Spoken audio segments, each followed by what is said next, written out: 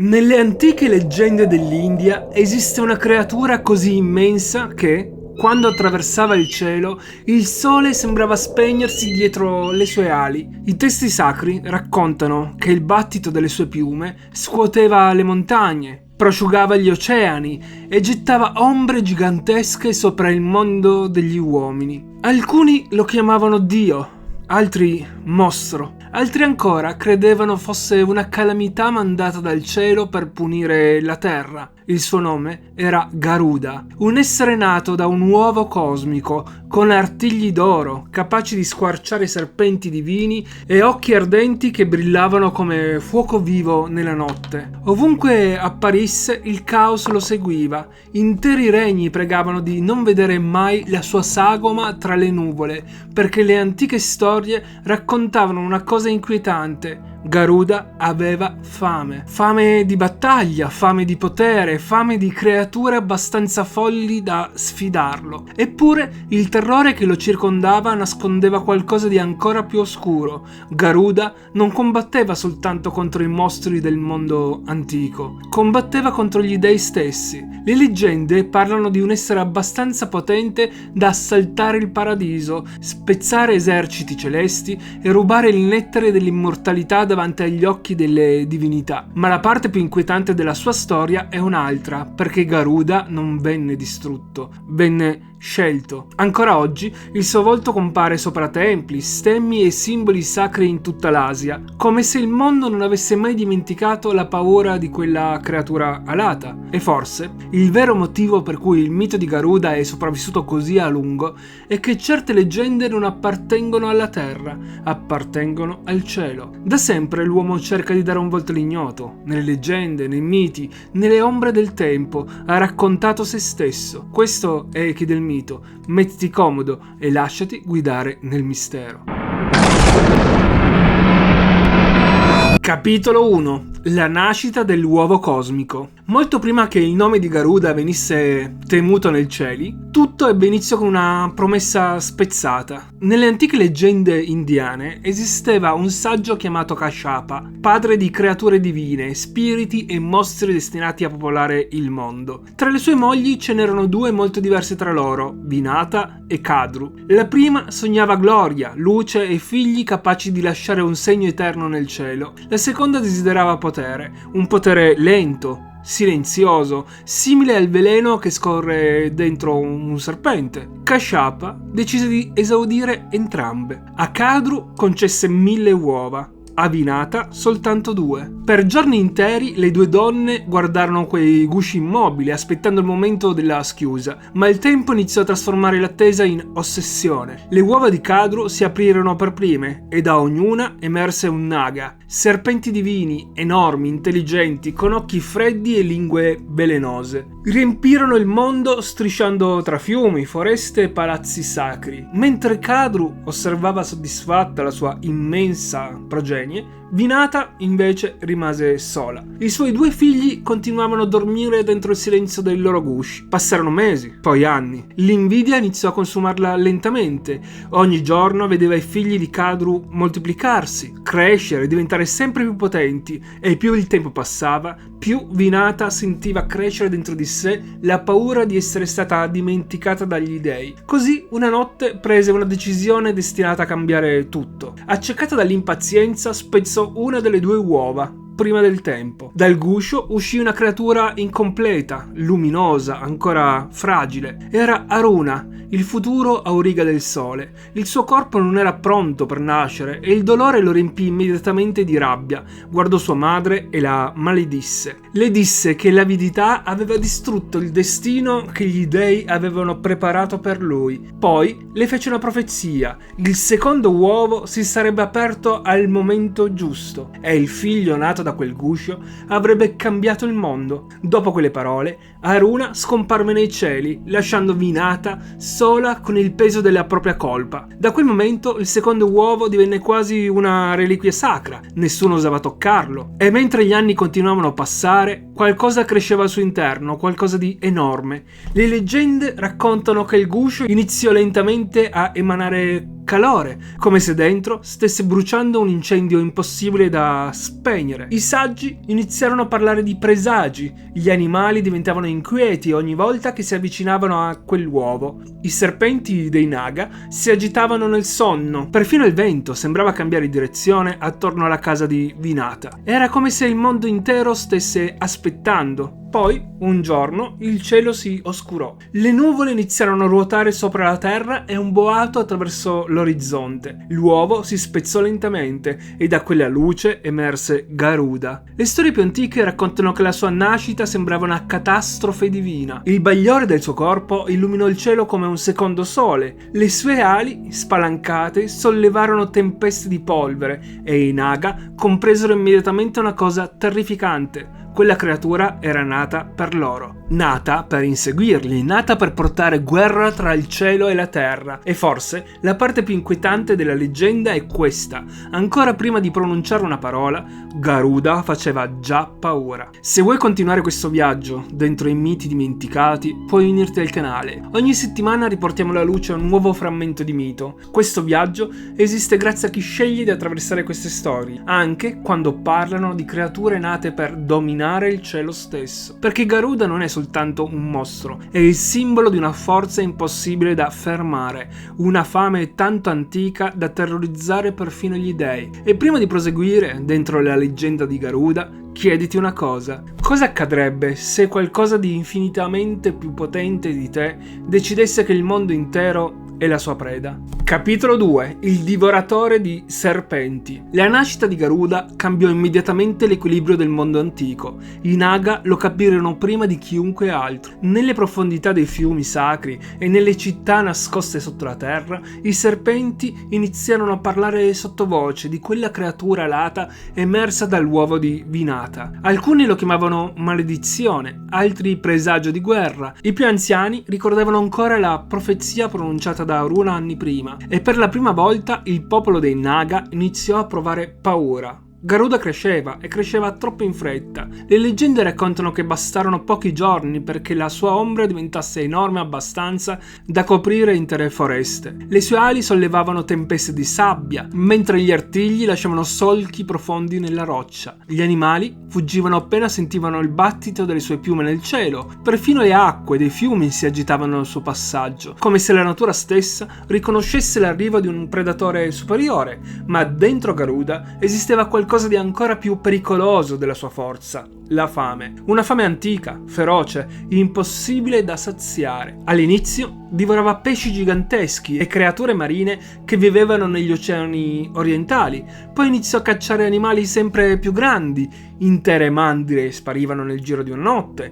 I saggi iniziarono a raccontare che il giovane Garuda attraversava il cielo come una cometa dorata, precipitava verso la terra e risaleva stringendo prede enormi tra gli artigli. Eppure niente sembrava bastargli davvero. Ogni battito d'ali sembrava alimentare ancora di più la sua fame. Poi arrivò il giorno in cui vide un Naga. Secondo le storie più antiche, il serpente cercò di fuggire tra le rocce di una montagna sacra. Garuda lo osservò dall'alto per qualche istante, immobile, mentre il vento scuoteva le sue piume incandescenti. Poi si lanciò nel vuoto. Il cielo esplose. I Naga raccontavano che nessuna creatura aveva mai attaccato con una violenza simile. Garuda precipitò come un fulmine vivente, distrusse gli alberi lungo il fianco della montagna e afferrò il serpente prima ancora che riuscisse a nascondersi. Quando riaprì le ali, il Naga era già morto. Da quel momento la caccia ebbe inizio. Garuda iniziò a inseguire serpenti divini ovunque, tra le foreste tropicali, dentro le caverne sommerse, lungo i fiumi sacri dell'India antica. I Naga impararono a riconoscere il terrore del silenzio improvviso. Prima del suo arrivo, gli uccelli smettevano di cantare, il vento rallentava,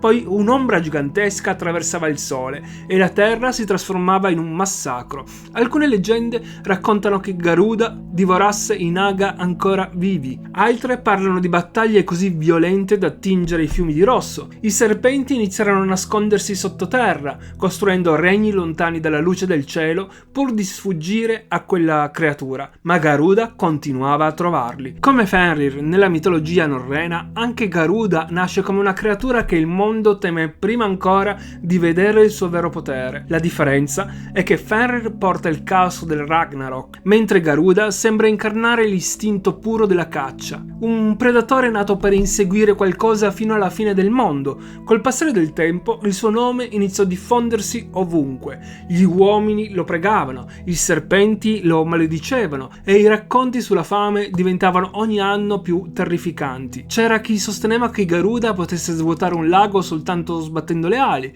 chi giurava di aver visto i Naga abbandonare intere città sotterranee dopo aver sentito il suo grido riecheggiare tra le montagne. Alcuni sacerdoti iniziarono perfino a bruciare offerte nei templi, chiedendo una sola cosa agli dei: tenere Garuda lontano dal mondo degli uomini, perché ormai era chiaro a tutti, quella creatura non stava semplicemente cacciando, stava dominando il cielo. Capitolo 3. L'uccello più potente degli dei. Quando i racconti su Garuda iniziarono a diffondersi tra gli uomini, una domanda compariva ovunque: che aspetto aveva davvero quella creatura? I sopravvissuti parlavano di qualcosa di impossibile da descrivere con parole umane. Alcuni lo paragonavano a un'aquila gigantesca discesa dal sole, altri giuravano di aver visto un essere con corpo umano, becco dorato e ali tanto vaste da cancellare il cielo sopra intere città. Ogni leggenda cambiava nei dettagli, ma tutte raccontavano la stessa sensazione: terrore, perché guardare Garuda significava sentirsi minuscoli. Le storie più antiche narrano che il suo corpo brillasse come metallo fuso sotto la luce del giorno.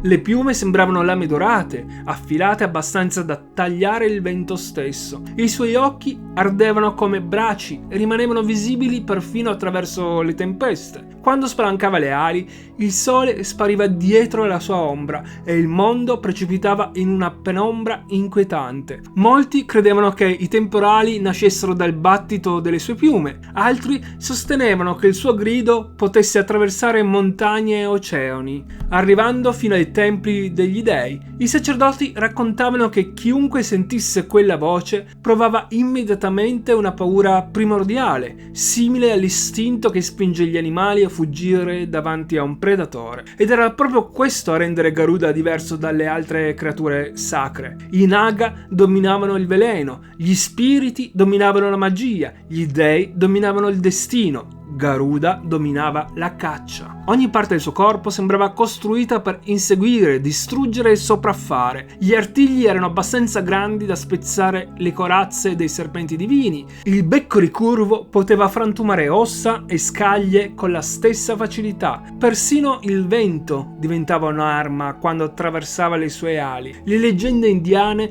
raccontano che durante il volo Garuda apparisse come un incendio nel cielo. I villaggi vedevano una luce dorata attraversare le nuvole, seguita da raffiche capaci di piegare gli alberi e sollevare la polvere dalle montagne. Poi arrivava il silenzio, un silenzio innaturale. Perfino gli animali smettevano di muoversi quando Garuda passava sopra di loro. Con il tempo gli uomini iniziarono a scolpire la sua immagine nei templi e nelle pietre sacre. Alcuni lo veneravano come protettore contro i serpenti e il veleno, altri lasciavano offerte ai margini delle foreste sperando di non attirare la sua attenzione, perché nelle storie più oscure Garuda appariva improvvisamente dal cielo, afferrava la sua preda e spariva oltre le nuvole prima ancora che qualcuno riuscisse a reagire. A differenza di Quetzalcoatl, il serpente piumato, venerato come portatore di conoscenza, Garuda viene spesso descritto come una presenza brutale e predatoria. Dove Quetzalcoatl porta saggezza e creazione, Garuda arriva come una forza selvaggia capace di spezzare l'ordine del mondo naturale, ed è proprio questa dualità a renderlo così inquietante. Garuda appartiene al cielo, ma nelle antiche leggende il cielo smette di rappresentare pace o divinità quando lui appare.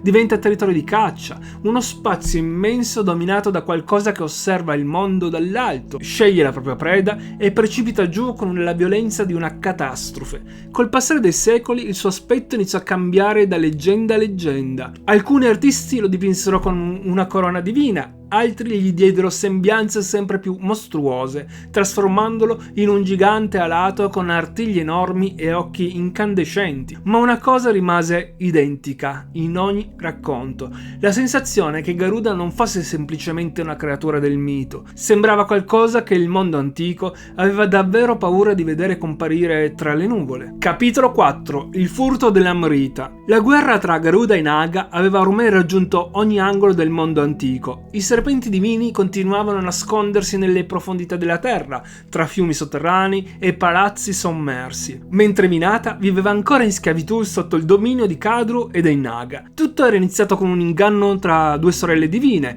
una storia antica fatta di promesse spezzate, maledizioni e schiavitù. Una leggenda così vasta che meriterebbe un episodio a parte. Garuda poteva distruggere i serpenti, poteva incendiare i loro regni e riempire il cielo di morte, ma le catene che tenevano prigioniera sua madre erano legate a un antico giuramento e nessuna creatura poteva spezzarlo con la sola forza. Ogni giorno Garuda vedeva sua madre abbassare lo sguardo davanti ai serpenti divini e quella scena iniziò lentamente a trasformare la sua rabbia in qualcosa di più pericoloso. Uno scopo. Garuda voleva spezzare quella schiavitù a qualsiasi costo, così affrontò i Naga e pretese una risposta. Le antiche leggende raccontano che i serpenti, terrorizzati dalla sua presenza, decisero di proporgli un accordo impossibile. Avrebbero liberato Vinata soltanto in cambio dell'Amrita, il nettare sacro, capace di donare immortalità agli dei. Era custodito nei cieli, protetto da guardiani divini, circondato da trappole create per impedire agli esseri mortali di avvicinarsi. I Naga erano convinti che Garuda sarebbe morto tentando quell'impresa, ma nel momento in cui sentirono il battito delle sue ali allontanarsi nel cielo,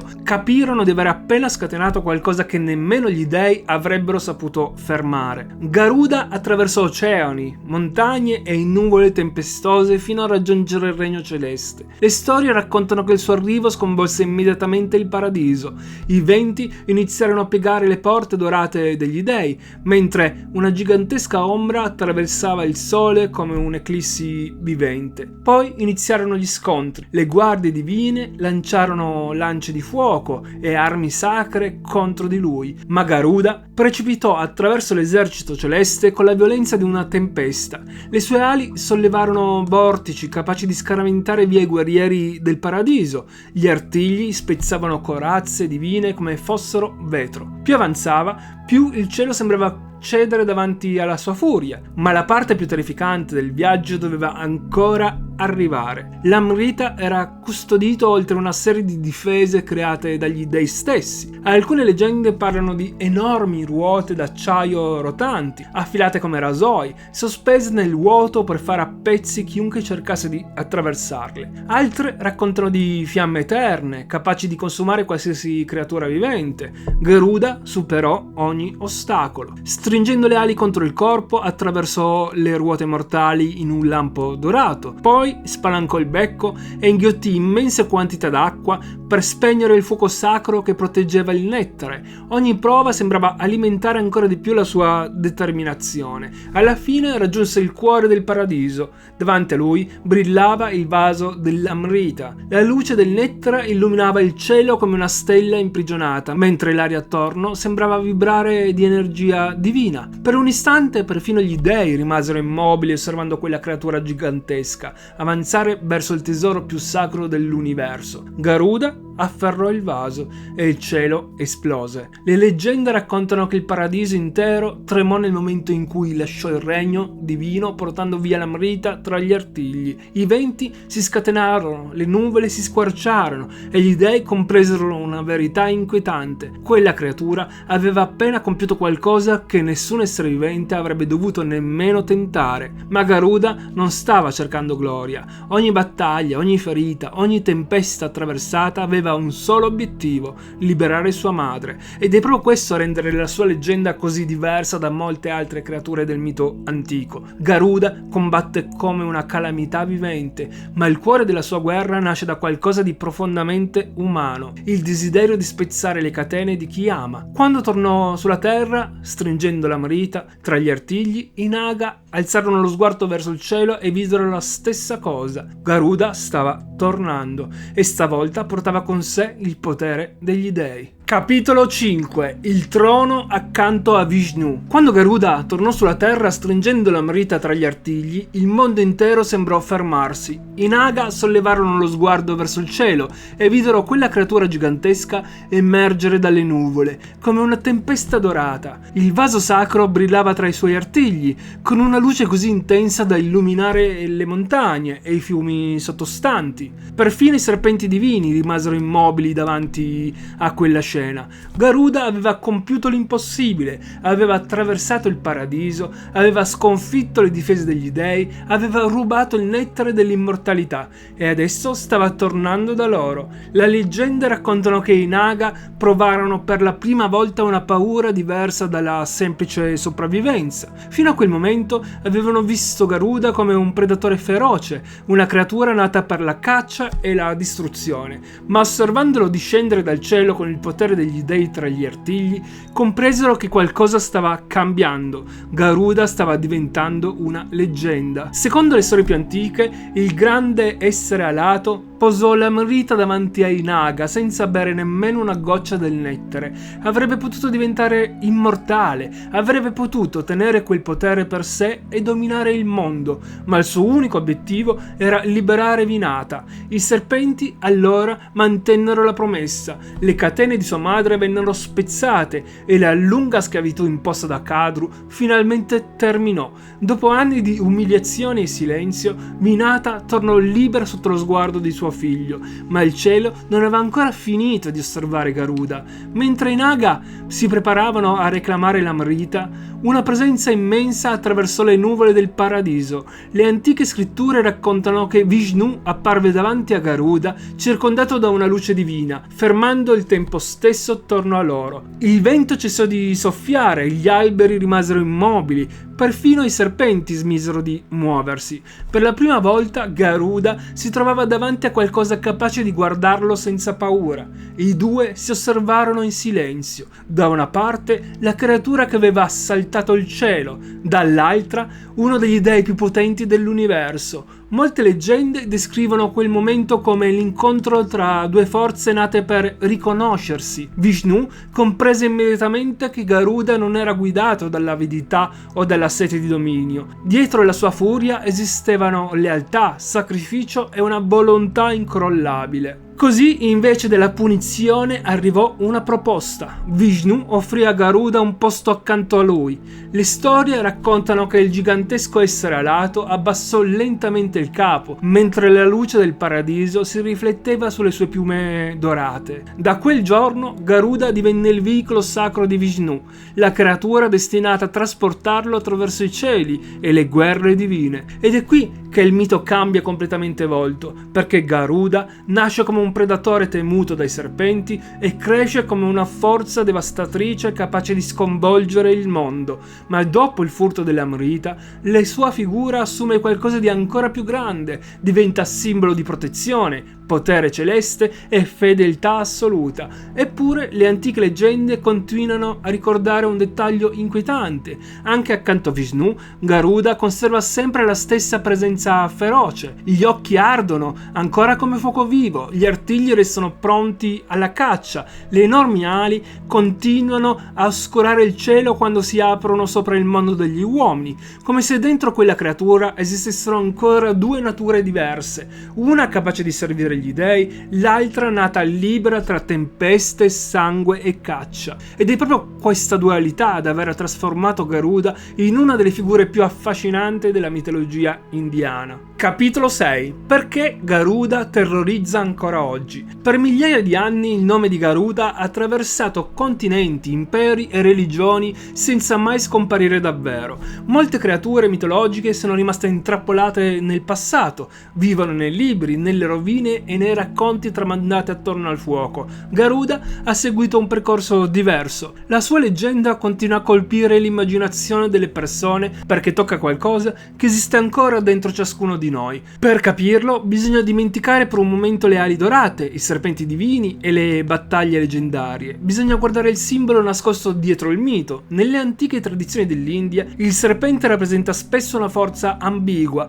può incarnare saggezza, potere e trasformazione, ma anche veleno, paura, inganno e schiavitù. È una presenza che striscia silenziosa, che si avvolge attorno alle cose fino a soffocarle lentamente. Garuda rappresenta l'esatto opposto, ogni sua caratteristica punta verso l'alto, vola, osserva dall'alto, colpisce dal cielo, attraversa le tempeste. Mentre il serpente si muove vicino alla terra, Garuda appartiene al cielo aperto, ed è proprio qui che nasce il significato più profondo della sua leggenda. Molti studiosi vedono nello scontro tra Garuda e i Naga qualcosa di più di una semplice guerra tra creature mitologiche. Vedono il conflitto eterno di ciò che ci trascina verso il basso e ciò che cerca di elevarci. Pensiamo alla paura, all'invidia, alla rabbia, ai pensieri che ritornano continuamente e sembrano stringersi attorno alla mente come spire invisibili. Queste forze assomigliano molto ai serpenti delle antiche leggende. Crescono nel silenzio, si nascondono negli angoli più oscuri e diventano sempre più forti quando smettiamo di affrontarle. Garuda invece incarna il momento in cui qualcuno decide di alzarsi e guardare quel problema dall'alto, di affrontarlo, di spezzarlo, di andare oltre. Per questo motivo la sua immagine continua a esercitare un fascino così potente. Garuda rappresenta una vittoria che ogni essere umano desidera ottenere almeno una volta nella vita. La vittoria contro ciò che lo tiene prigioniero. E c'è un altro dettaglio che rende questa creatura sorprendentemente moderna. Garuda non vince grazie all'immortalità, non vince grazie a un dono ricevuto alla nascita. Le leggende lo descrivono come una figura guidata da determinazione, sacrificio e volontà. Ogni ostacolo viene affrontato attraverso la scelta di continuare ad avanzare, ed è proprio questo che permette al mito di attraversare secoli. Ogni epoca cambia i propri mostri, cambiano le paure, cambiano i nemici, cambiano perfino gli dei, ma il bisogno di liberarsi da qualcosa rimane identico. Per alcuni è il timore del fallimento, per altri è il peso del passato, per altri ancora sono abitudini, dipendenze o ferite che continuano a influenzare il presente. Garuda parla a tutte queste persone senza pronunciare una sola parola. Attraverso la sua immagine racconta una storia antichissima, quella di una forza che rifiuta di rimanere in catene. Ed è probabilmente questo il motivo per cui il suo mito continua a sopravvivere dopo migliaia di anni, perché ogni generazione ha i propri serpenti e ogni generazione sogna l'arrivo di qualcosa capace di spezzarli. Quando osserviamo Garuda nelle antiche raffigurazioni, quindi, stiamo guardando molto più di una creatura della mitologia indiana. Stiamo guardando un simbolo universale, l'idea che esista sempre una strada verso il cielo, anche quando tutto sembra volerci trascinare verso il basso. Capitolo 7. Garuda nei film, anime e videogiochi. Quando una leggenda sopravvive per migliaia di anni, prima o poi smette di appartenere soltanto ai libri antichi, inizia a cambiare forma, attraversa culture, linguaggio e generazioni, fino a riapparire in luoghi dove nessuno si aspetterebbe di trovarla. È esattamente ciò che è accaduto a Garuda. La sua storia nasce nei testi sacri dell'India antica, tra dei, serpenti divini e battaglie leggendarie. Eppure, se osserviamo il mondo moderno, scopriamo che la sua ombra continua a volare molto lontano da quei racconti. Negli ultimi decenni Garuda è comparso in film, fantasy, serie animate, videogiochi e opere ispirate alle grandi mitologie del mondo. Ogni autore ha preso un frammento della leggenda originale e lo ha trasformato secondo la propria immaginazione. Alcune versioni lo mostrano come un guardiano celeste, altre lo trasformano in una bestia titanica, altre ancora lo presentano come una creatura antichissima capace di alterare il destino degli uomini. Ed è interessante osservare come, nonostante tutte queste reinterpretazioni, esiste un elemento che continua a sopravvivere: la sensazione di trovarsi davanti a qualcosa di immensamente antico. Nei videogiochi fantasy, ad esempio, Garuda appare spesso come una presenza legata al vento, alle tempeste o ai poteri dei cieli. I protagonisti si trovano davanti a esseri alati giganteschi che portano il suo nome o che ne riprendono l'aspetto. In molti casi rappresentano boss leggendari, entità capaci di dominare il campo di battaglia battaglia e costringere il giocatore ad affrontare una sfida quasi impossibile. È curioso vedere come un mito nato secoli fa riesca ancora a trasmettere la stessa impressione: potenza, libertà, pericolo. Anche il mondo degli anime e dell'animazione ha spesso attinto alla figura di Garuda. Alcuni personaggi ereditano le sue ali, altri il suo ruolo di protettore, altri ancora la sua natura aggressiva e indomabile.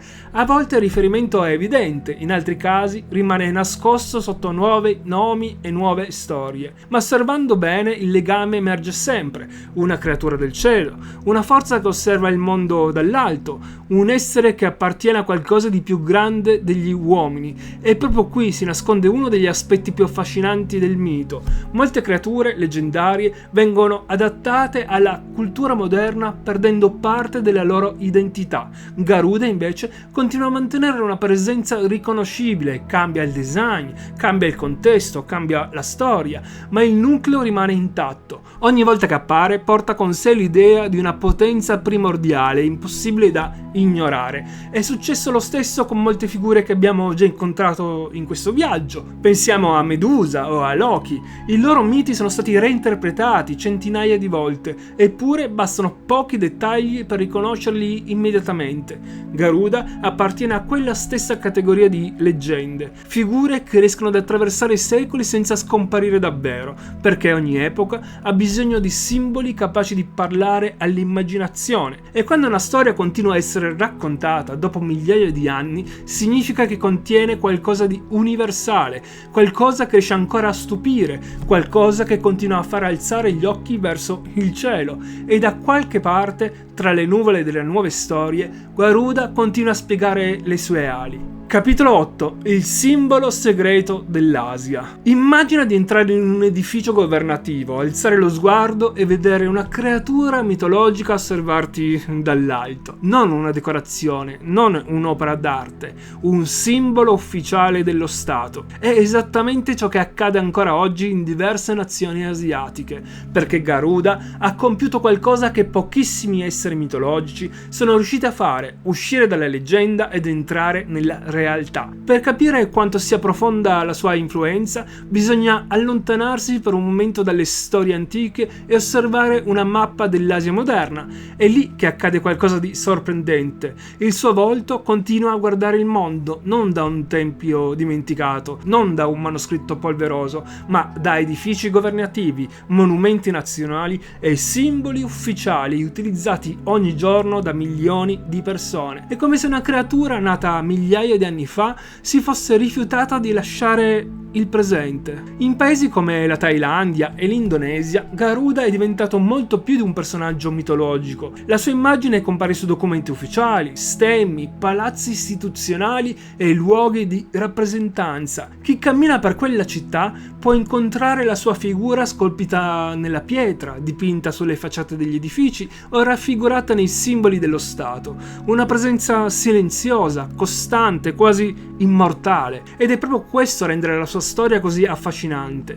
Molte creature leggendarie vengono ricordate per la paura che ispirano. Garuda ha seguito una strada diversa. Con il passare dei secoli è diventato il simbolo di qualità che le società desideravano rappresentare pubblicamente: forza, protezione, autorità e coraggio. Le sue enormi ali hanno iniziato a rappresentare l'idea di una nazione capace di proteggere il proprio popolo. Il suo sguardo, rivolto verso l'orizzonte, è diventato il simbolo della vigilanza. La sua figura, imponente, è stata associata alla stabilità e al potere. È una trasformazione straordinaria. Pensiamo a quante creature mitologiche abbiamo incontrato in questo viaggio. Il Minotauro continua a vivere come simbolo del labirinto e della bestialità. Le sirene evocano ancora il fascino del richiamo irresistibile. Fenrir rimane legato all'idea della distruzione inevitabile. Garuda invece ha compiuto qualcosa di raro. È riuscito a passare dal mito alla rappresentazione trasformazione del potere reale, e questa trasformazione racconta molto anche sul modo in cui le civiltà scelgono i propri simboli. Quando un popolo decide di adottare una figura mitologica come emblema, sta scegliendo quali valori vuole tramandare alle generazioni future. Sta dicendo: questo è ciò che vogliamo ricordare. Per questo motivo Garuda continua ad apparire nei luoghi più importanti dell'Asia sudorientale,